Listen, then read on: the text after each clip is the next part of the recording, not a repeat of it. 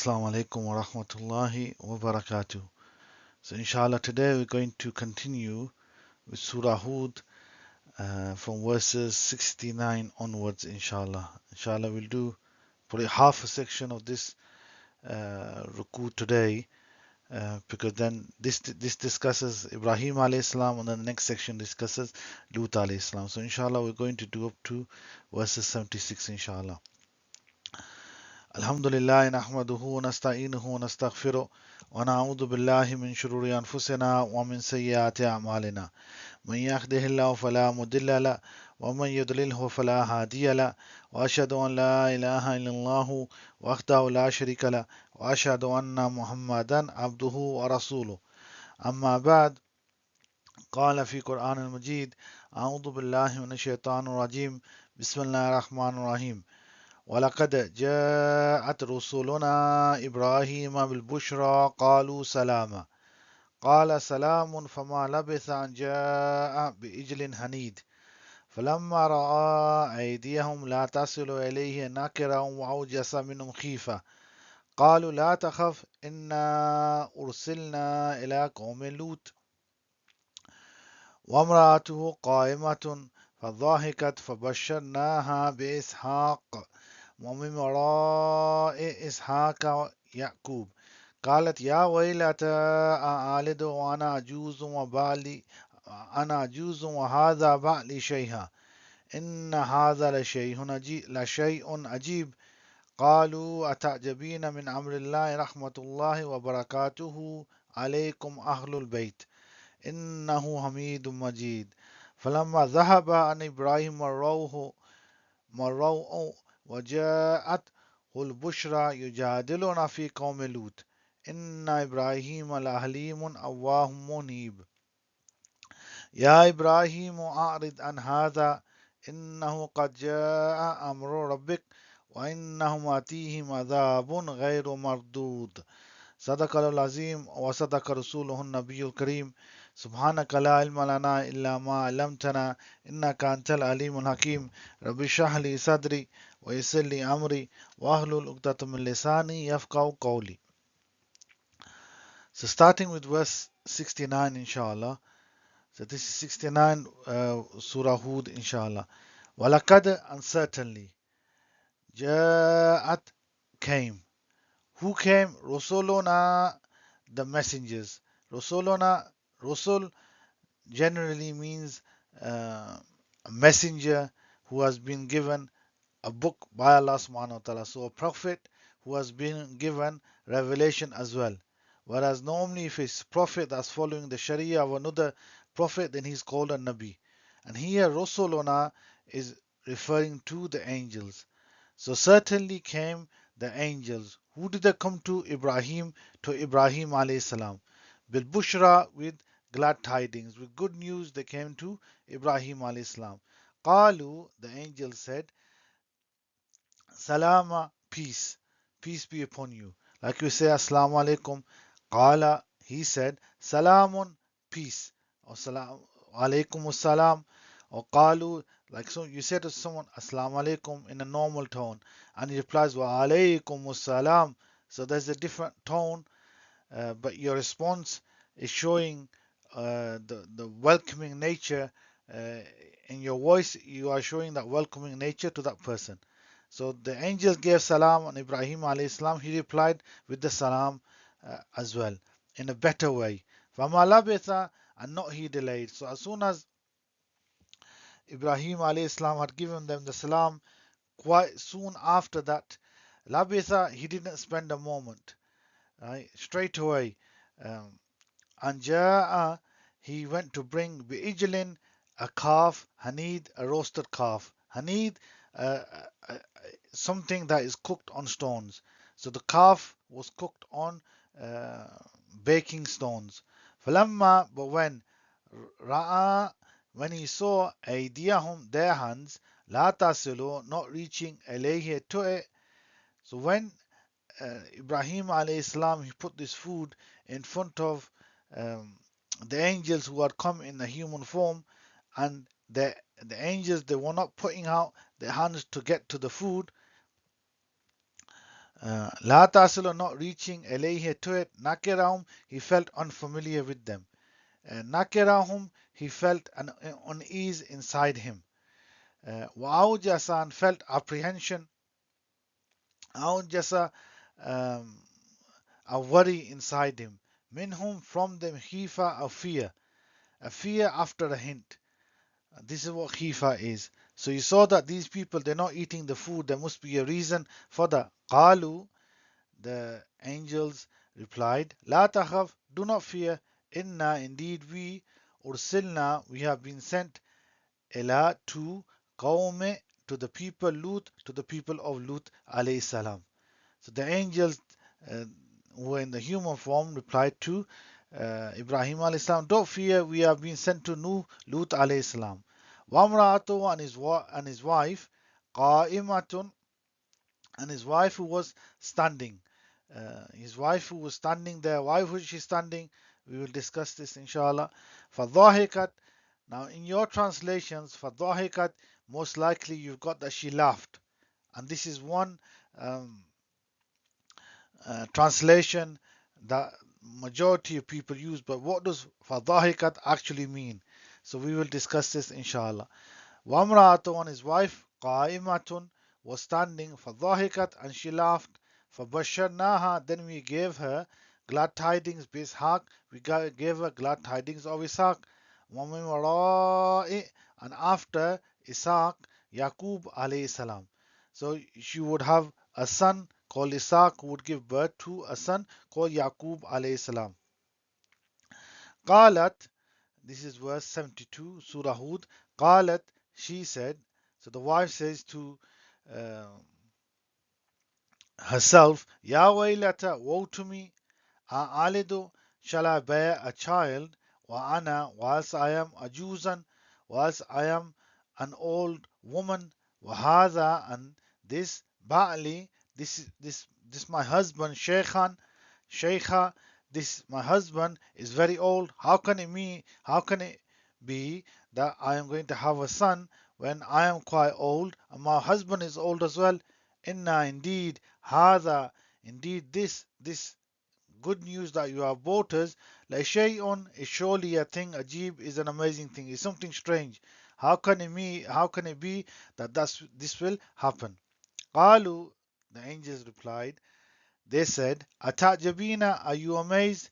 Min amrillah, by the decree of Allah, rahmatullahi, the mercy of Allah, wa barakatuhu, and his blessings, alaykum, be upon you, ahlul bayt, and um, to the people of this house. Innahu, indeed, he Hamidun is all praiseworthy, Majid is all glorious. Falamma, and when Dhahaba had gone away, and Ibrahim Roho, the fright. Roho is, if you look into the Arabic, it doesn't just mean fright, but Roho is like when there's a camel, and that camel right in front of that camel, it sees the predator, and the fear that uh, the camel experiences by seeing this predator, meaning that that's it, I'm gone, I'm done for. So when this fear was dispelled from Ibrahim alayhi salam, what was the fear with regards to Ibrahim alayhi salam? Inshallah, we will discuss this further. وَجَاءَتْهُ, and had reached him al-bushra, the glad tidings. So after he had gone through this fear and the glad tidings of his son, yujadiluna, Ibrahim alayhi salam, he started to argue with us, fi, concerning Qawm Lut, concerning the people of Lut alayhi salam. Arguing, I don't think is the correct word. It means that he started to question us with regards to Lut alayhi salam. What was the reason for this? Inshallah, we will discuss this. Inna Ibrahim, indeed Ibrahim alayhi salam, la halimun, was certainly forbearing, awahun, imploring. Awahun means that he would, when Ibrahim alayhi salam would make a dua to Allah subhanahu wa ta'ala, he would become very emotional. And this is what awahun, meaning that the dua that Ibrahim alayhi salam would make would come down, would come from his lips, from the bottom of his heart. Awahun, imploring, munib, and of returning. Ya Ibrahim, O Ibrahim alayhi salam, A'rid, turn away and hadha from this, meaning that the thing that you fear with regards to Lut alayhi salam, leave this alone, leave this. Let Allah subhanahu wa ta'ala has decided, innahu kad, indeed it certainly, ja'a, has come, amro, the command, rabbik, of your Lord, wa inna, and indeed they, atihim, will come for them, adhabun, a punishment, ghayro, which cannot, mardud, which cannot be repelled. So coming back to verse 69, and certainly our messengers came to Ibrahim alayhi salam with glad tidings, and they said peace, he said peace. And he did not delay in bringing a roasted calf. But when he saw their hands not reaching to it, the food, he felt unfamiliar of them and felt apprehension from them. They said, do not fear, indeed we have been sent to the people of Lut. And his wife was standing and she laughed. So if you say fadhahikat, means she laughed, and we will discuss the meaning of this. So we'll just use the literal meaning here. Then we gave her glad tidings of Isaac, and after Isaac of Yaqub alayhi salam. She said, woe to me, shall I bear a child whilst I am an old woman, and this my husband is an old man? Indeed, this is an amazing thing. They said, are you amazed at the decree of Allah, the mercy of Allah, and His blessings be upon you, people of the house? Indeed, He is all praiseworthy, all glorious. When the fright had left Ibrahim alayhi salam and the glad tidings had reached him, he began to argue with us concerning the people of Lut. Indeed, Ibrahim alayhi salam was certainly forbearing, imploring, and of returning to Allah. O Ibrahim, turn away from this argument. Indeed, the command of your Lord has come, and indeed there will come for them a punishment which cannot be repelled. So, starting with verse 69, this is mentioning with regards to the angels coming to Ibrahim alayhi salam. وَلَقَدْ جَاءَتْ رُسُلُنَا إِبْرَاهِيمَ. So these angels that came to Ibrahim alayhi salam, and they came in a human form. Who were these angels? How many angels were there? Different commentators have mentioned different sayings. Some say there were 9 angels who had come to Ibrahim alayhi salam. Some say there were 11, and others say there were 3: Jibrail, Mikail, and Israfil. And other commentators have mentioned that they walked it to Ibrahim alayhi salam. Why did they come to Ibrahim alayhi salam? The point wasn't actually to come to Ibrahim alayhi salam. The point was to go to Lut alayhi salam. The angels were coming to bring down the punishment upon the people of Lut alayhi salam. But the angels, they came in a human form in front of Ibrahim alayhi salam. So in essence, they were going to Lut alayhi salam, but on the way, they decided to stop at Ibrahim alayhi salam's house by the command of Allah, and to also give him the news as well. Now, at that time, Ibrahim alayhi salam, this is uh, after Ibrahim alayhi salam has had the debate with the king of that time, Namrud, and he has migrated from the area between Iran and Iraq, and he has moved to around Palestine and Syria. That's where he was living at that time. So Ibrahim alayhi salam is living amongst that area, and Lut alayhi salam, who is nephew, is living a short distance away from him. So the angels came on their way to Lut alayhi salam to Ibrahim alayhi salam.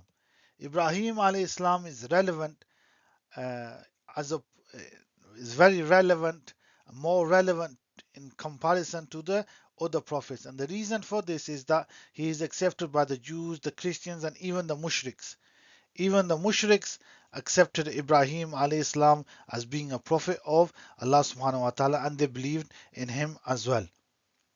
That's why the incident with regards to Ibrahim alayhi salam, that Ibrahim alayhi salam, he called upon Allah subhanahu wa ta'ala, and the people should also call upon Allah subhanahu wa ta'ala, is mentioned, and that's why this incident is mentioned in these verses. So when these angels, they came upon Ibrahim alayhi salam, they said, Qalu salama. They said, Salamu alaykum. Assalamu alaykum.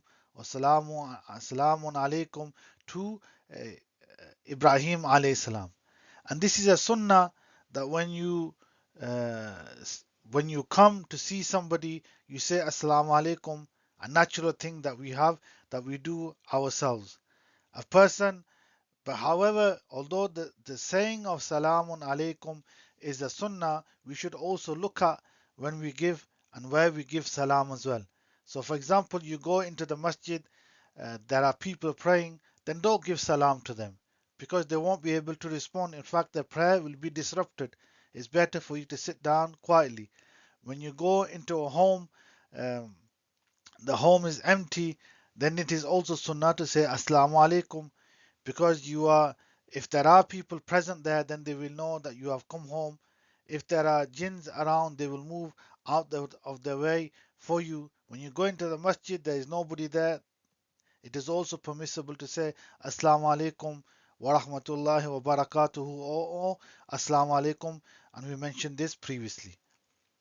A person who comes in peace also goes in peace as well. So this is a sunnah, and remember, this is a sunnah to say salam. Right? So, for example, if the Jummah khutbah is going on, or the Imam is standing to give the bayan, to give the talk on Jummah, and you come in and you say Assalamu alaikum, then this is not, I would say, not according to the Sunnah. And the reason is because then the Imam will hear you and he will have to respond by saying Wa alaikum assalam. Right? So the Imam will lose his rhythm of what he's talking about. In that way, it is better just for you to say, just for you to go there and sit down. If you need to do your prayer, do your sunnah before and to sit down. And if there is a gathering and there are many people there, you can say Assalamu alaikum and they can all respond. If there are people sitting in that gathering, or it's in the masjid and people are reciting the Quran, right? Then when you say Assalamu alaikum, they will have to respond. That will disrupt their recitation of the Quran. So we should look at when we say salam, Assalamu alaikum, because this is sunnah, and we will come to uh, which bit of the salam is wajib as well. So what does Ibrahim alayhi salam he say? Qala salamun. Ibrahim alayhi salam, he responds with the salam, salamun. So the angel said salama, and Ibrahim alayhi salam said salamun, meaning just in your tone of your voice, right, you can express the welcoming nature that you have when you respond to the salam of someone else. So salam, to say it first time is the sunnah, but to respond to it is wajib. It is necessary that anyone who hears the salam responds to it. And we should be very careful in this sense as well. So if somebody, obviously, if you give salam to someone and he's praying, he won't respond to it, and it's not permissible for him to respond to that. If someone is reciting the Quran, then he has to respond to it, so that will disrupt his recitation of the Quran. Someone is in the bathroom, they hear your salam, so how is he going to respond to it in the bathroom? So you have to be very, very careful when we give salam to anybody. But however, to respond to the salam is compulsory. You have to respond to the salam, like is mentioned in the hadith of the Prophet sallallahu alaihi wasallam, that this is the right of a Muslim, that when he is given salam, that he responds to it as well. So these angels who are come in a human form, they gave salam to Ibrahim alayhi salam, and Ibrahim alayhi salam responded, and straight away, or famalabitha, very soon after, within a few moments, Ibrahim alayhi salam went to prepare food for them, or if there was food inside the home that was ready for them, he bought them. What did he bring? Ja'a bi'ijlin hanid. He bought a roasted calf for the people, right? For these humans, as he saw them in front of him, because he didn't know they were not human. So he bought a roasted calf, uh, and perhaps if he had to slaughter the animal, prepare the meat, this took him a long time for it to come back. So from this also, the scholars have mentioned that if you have guests in your home, then you bring them the best food that you can. Whatever is the best thing that you have inside your homes without causing yourself difficulty, then bring that for the guest. This is according to the Sunnah of Ibrahim alayhi salam. This also proves that Ibrahim alayhi salam, he didn't have the knowledge of the unseen, because if he knew that the angels, that these humans that were standing in front of him were angels, then he would not have gone into the trouble of cooking for them, because the angels don't normally eat in this manner. And as we will see in the coming verses as well, inshallah. So Ibrahim alayhi salam, he has responded to this. The angels have given salam. He responds. He cooks the food.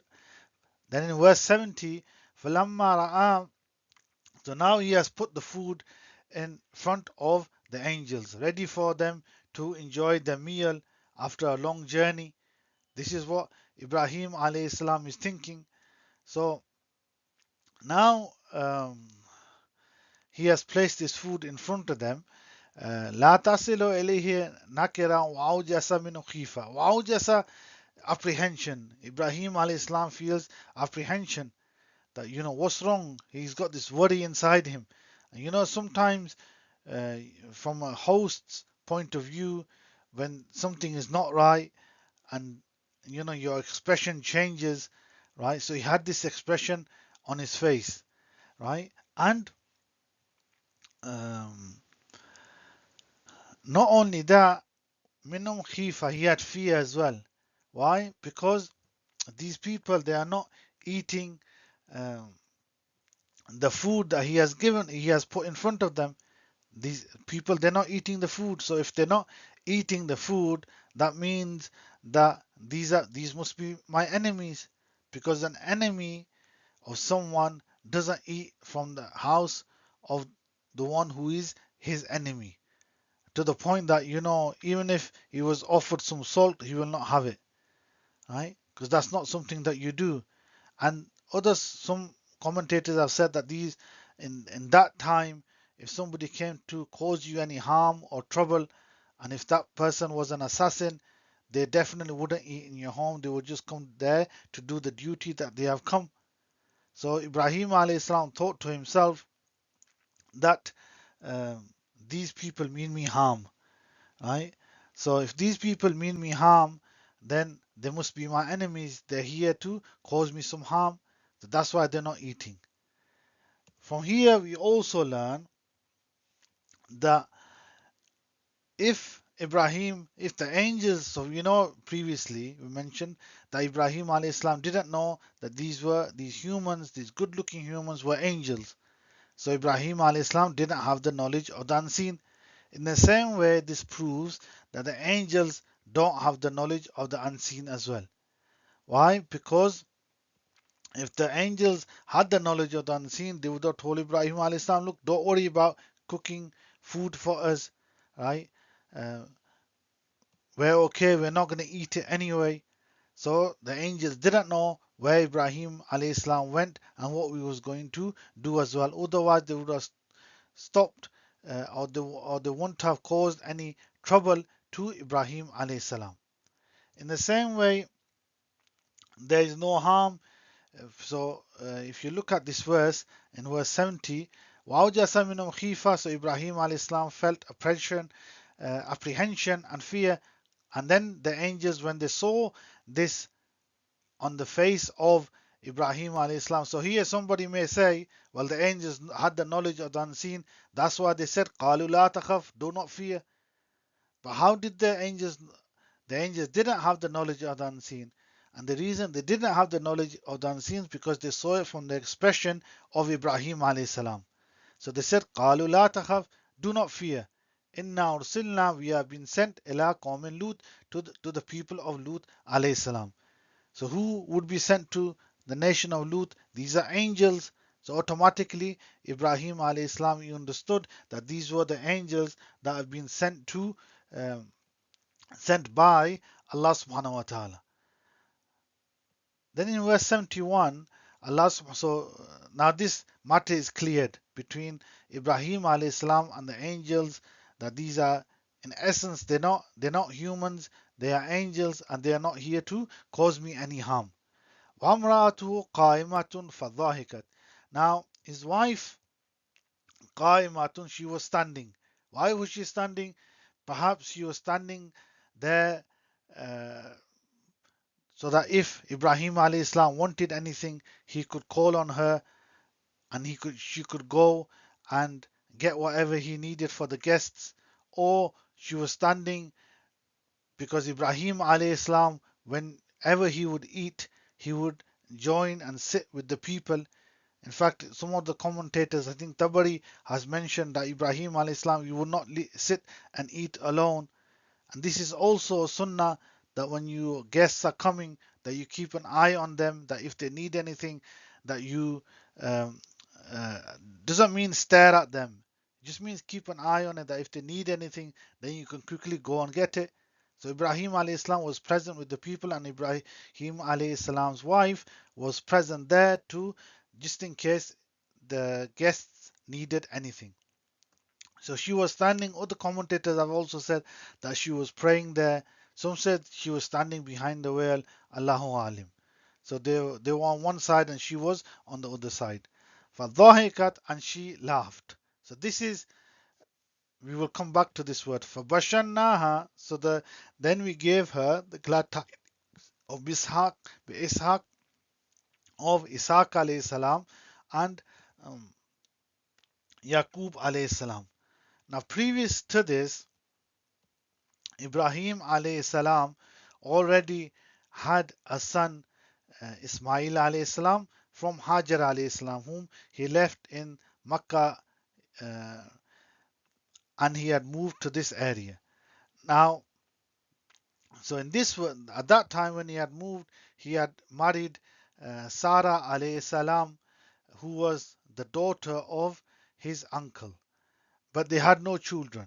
Ibrahim alayhi salam at that time, some of the commentators have mentioned he was 120, some say it was 100, and some say that his wife Sarah alayhi salam was 90 years of age at that time. So when so Ibrahim, the angels had come for Bashannaha, they had come to give glad tidings to Sarah alayhi salam and to Ibrahim alayhi salam, that they were to have a son. So when someone tells you um, that you're gonna have a son in your old age, dhahikat, to use the expression that she laughed, doesn't make sense. That why would she laugh? She would be amazed at having a son. How can it be that I would have a son? So, and other commentators have said that because of the good news of hearing this, she laughed because of it. And the Mufassirin, who have studied the verses of the Quran in much more in detail, and Imam Qurtubi has mentioned this as well, that fadhahikat means that as soon as the news was given that she would have a son, the signs of menstruation started with her. So she got up to prepare herself for that. So this is what fadhahikat means, that the signs of pregnancy or the signs of menstruation started for her, in in essence, to tell her that now the child is going to be born pretty soon, or get ready for the child to be born. So that's what fadhahikat means. Now, still this lady, subhanallah, women, they have a way of expressing themselves, and this is what is expressed in verse 72. قالت, she said, Ya waylata, woe to me, a'alidu, shall I bear a child, wa ana ajuzun, whilst I am an old woman, hada bali shay'a, and my husband is also quite old. I mean, what are you talking about? I'm old, my husband is old. Are you kidding me? That at this age, right, that we're gonna have a child, right? And sometimes whenever you give any this type of news or other news to someone that they can't believe, people say things like this, comments like this. Then eventually, slowly, the person, he comes to his senses, right? Of course, they understood that surely Allah subhanahu wa ta'ala is able to do this. Nobody can say that Ibrahim alayhi salam and Isaac and his wife Sarah alayhi salam didn't think that Allah subhanahu wa ta'ala could do this. But to hear this came as a shock to them. So that's why she said that, are you kidding? I'm an old woman, my husband is old, how are you going to have a son like this? So the angels This is consolation from the angels. Qalu, they said, Atajabina, are you amazed? Min amrillah, by the decree of Allah subhanahu wa ta'ala. Right? Are you are you surprised at the decree of Allah subhanahu wa ta'ala? And from this we also can learn that if Allah subhanahu wa ta'ala wills, He can make anything happen. Even though physically it may be impossible. Right? If Allah subhanahu wa ta'ala wishes, anything can happen. Right? So that's why they say, قَالُوا أَتَعْجَبِينَ, are you amazed? Min amrillahi, to the decree of Allah. This isn't saying that, they didn't believe in the decree of Allah. But it's a way that, someone says to, or consoles another person, says, look, don't you think that Allah subhanahu wa ta'ala can do whatever He wishes? If someone can't find a job, right? Right? And someone tells them that I know someone, uh, they have a job offer for you, and definitely they'll take you on.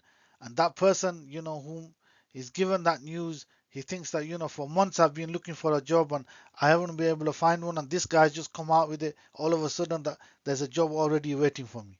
So this is atajabina. This is something that amazes a person.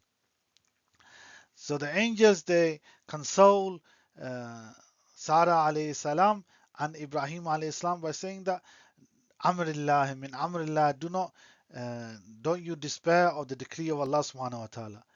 And then they leave, or they get ready to leave with the dua, rahmatullahi wa barakatuh. The mercy of Allah and His blessings alaykum, upon you, Ahlul Bayt, and upon this house.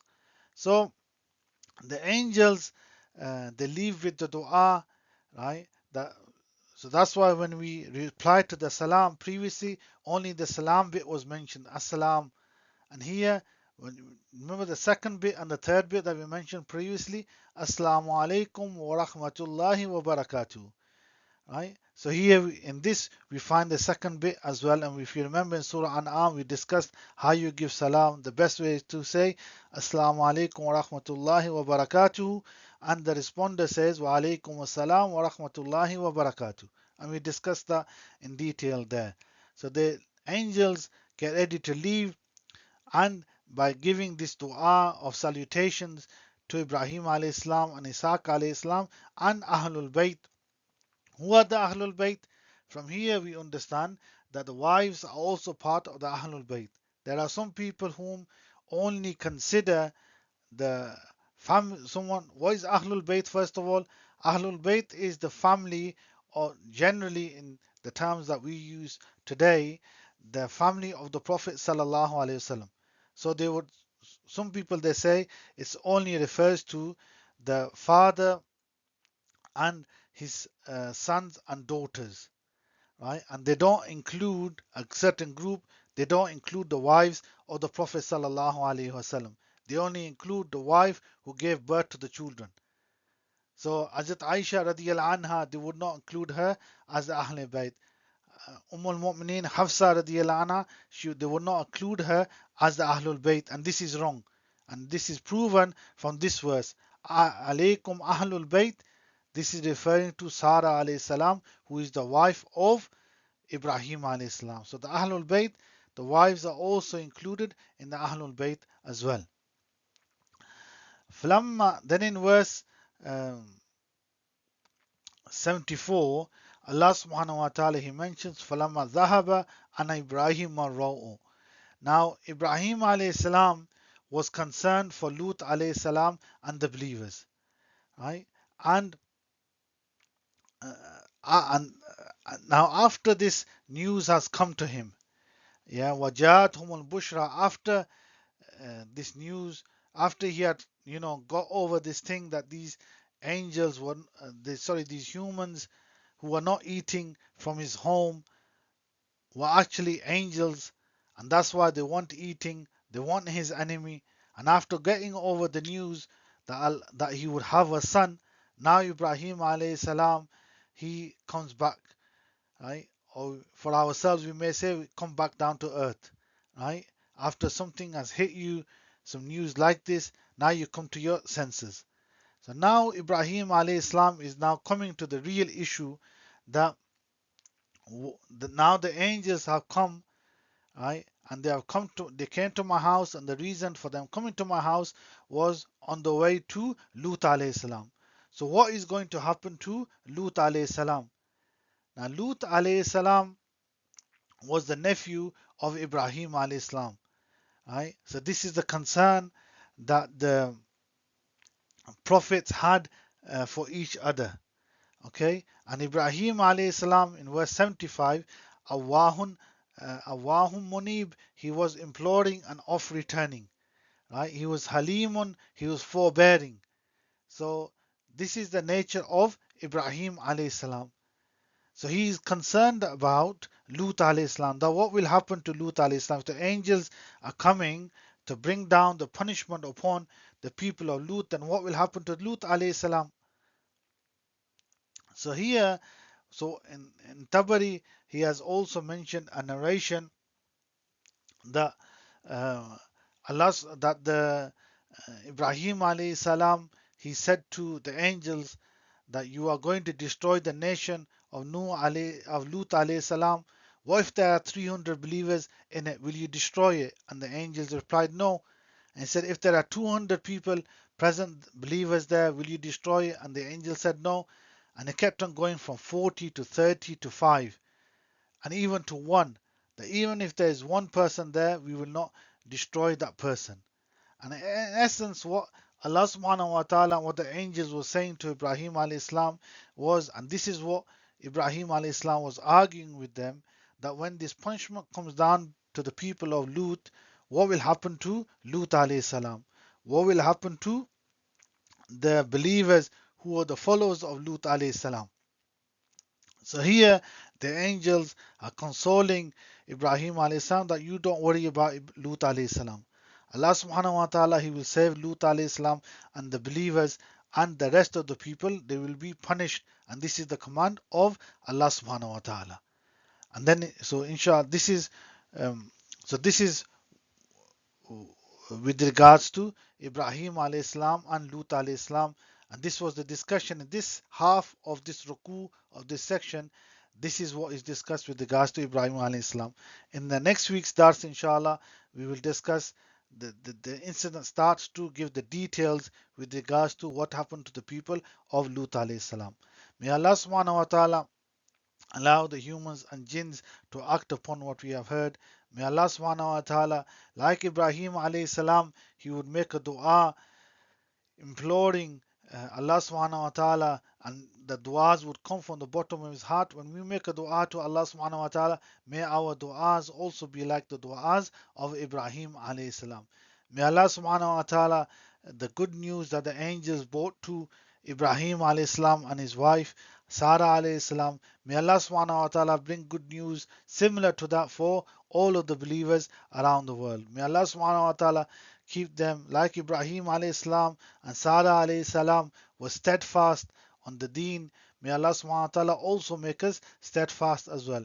May Allah subhanahu wa ta'ala allow the humans and jinns to act upon what we have heard. Subhanakallahumma wa bihamdika ashhadu an la ilaha illa anta astaghfiruka wa atubu ilaik. Inshallah, we'll end at that. If you have any questions, just message me and I will try to answer them inshallah. Jazakumullah khairan.